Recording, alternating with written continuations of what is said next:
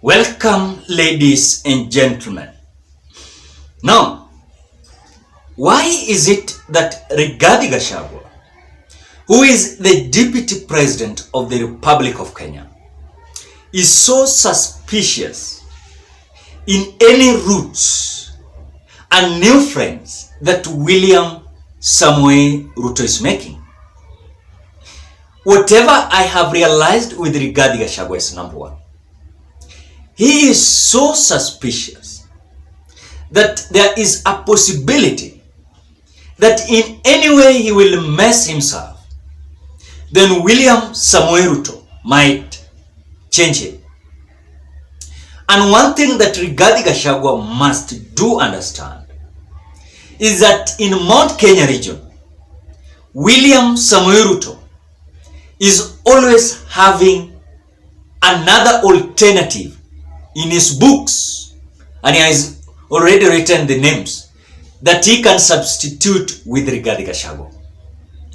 And that is why day in, day out, Rigathi Gachagua is ensuring that in anywhere across the Republic of Kenya that is attending any function, he is always praising William Samoei Ruto. And he is ensuring that in any video that is going to be posted in social media must be seen with William Samoei Ruto as a person that is fighting for William Samoei Ruto so much. Remember the intention of William Ruto. It is not only concentrated in this government. William Ruto is already planning ahead when it comes to the election of 2027. The only thing that I have realized with Rigathi Gachagua is that he is so angry.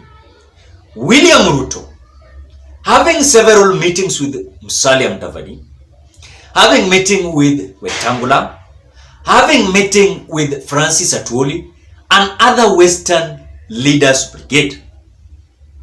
This meeting is not only ending in Western, but William Samoei Ruto has always ensuring that also is trying to make new roads when it comes to coastal region, when it comes to Kambani region, when it comes to those parts that Raila Odinga managed to beat him massively. There is a fight that is erupting between Rigathi Gachagua, Moses Wetangula, and Musalia Mudavadi. The reason of the fight is that Musalia Mudavadi is trying to show his might when it comes to the Kenya Kwanza government.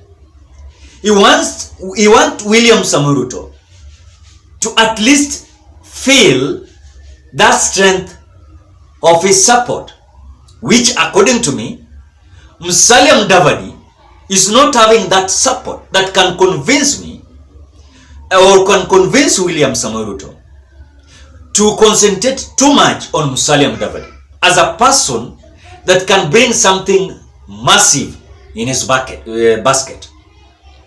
Number two, Wetangula is feeling also to show his might after this by-election was finalized in Bungoma, winning the seat of Senate. Wetangula has been seen as a person that is consolidating his base with his political party. So, Rigathi Gachagua, the same thing, is trying to woo Mount Kenya's leaders and voters together, that when it will reach at a time that there will be a bargaining power when it comes to the election of 2027, is that he must have strength, which Rigathi Gachagua is so much still doubting if this consolidation might reach him as a powerful person and second in command when it comes to the election of 2027.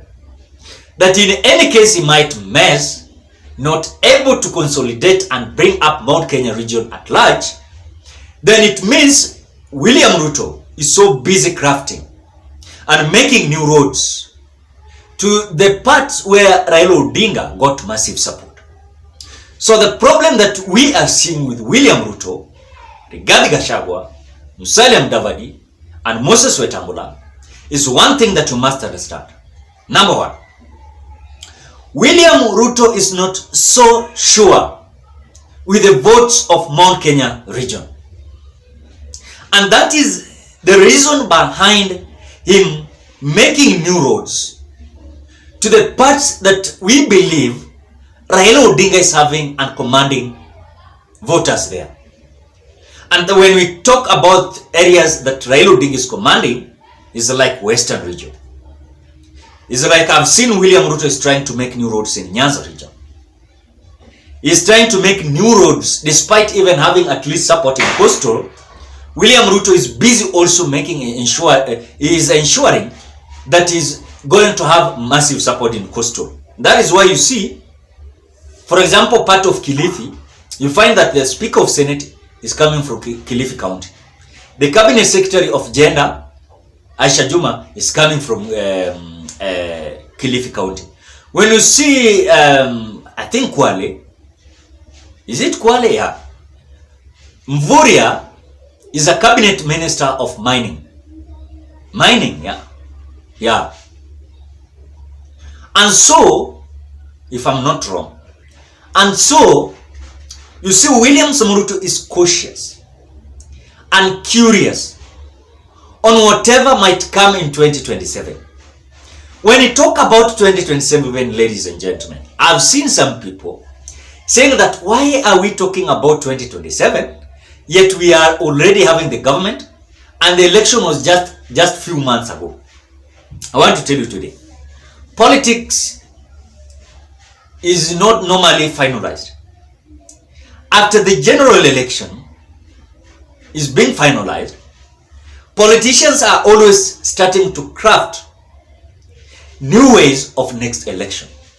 And that is why you see those who failed in their past general election, they're starting to make new roads. And that is why you see some of them are going to give common mwananchi unga, sukari, supporting them, even though they are not elected, to ensure that they're having a friendship with these people, that in 2027 general election, everything is going to be smoother. And that is why the fight between Rigathi Gachagua, Musalia Mudavadi, and Moses Wetangula, it is about might. It is about might. Number two, William Ruto is not sure whether he can clinch again this seat of presidency. And my reason is this. When you look at this election that was finalized, there was a stiff competition between Raila Odinga and William Ruto.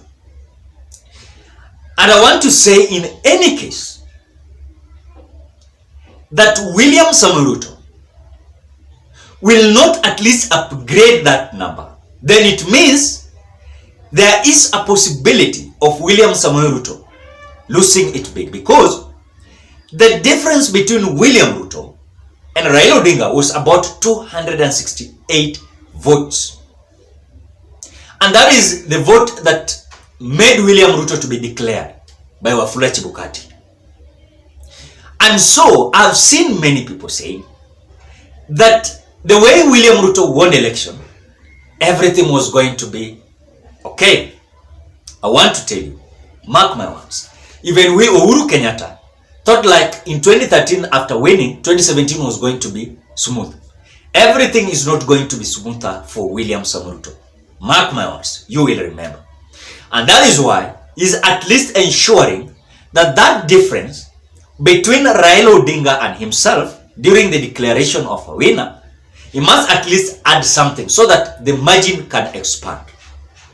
Number three, and lastly, William Ruto is fearing that comes 2027, in any case, if he will not merge these political parties, then it means there are some parties that will feel like they were neglected. Then they will get out. And this might reduce support. And I want to say that William Ruto also is fearing of emerging this political party. So William Ruto is having two fears in this issue of political party. One is that if he has not merged this political party, then something might happen in next election that these people who will not agree with him, and yet there is affiliate parties in Kenya Kwanza, then it means that if they disagree, they will get out and might affect their support.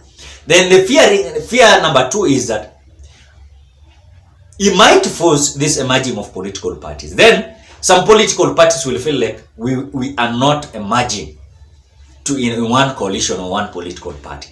So that is why you see there's a fight, very harsh fight between Rigathi, Musalia Mudavadi and Moses Wetangula.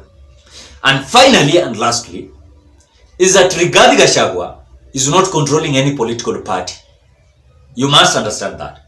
He is not controlling any political party in Mount Kenya region. So he's fearing that anything can happen. He might be shortchanged. Because if today he could have been having his political party, things could have been better, then William Ruto could have been respecting him. But remember, the ticket that they were nominated with was UDA.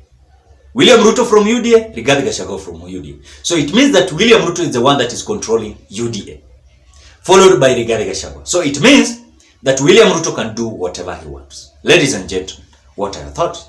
Drop your opinion at the comment section below. Otherwise, thank you so much because of great support. If you're a visitor, please don't forget to subscribe, like, comment, and share this video. Bye-bye. Till we meet on another video. Merry Christmas in advance.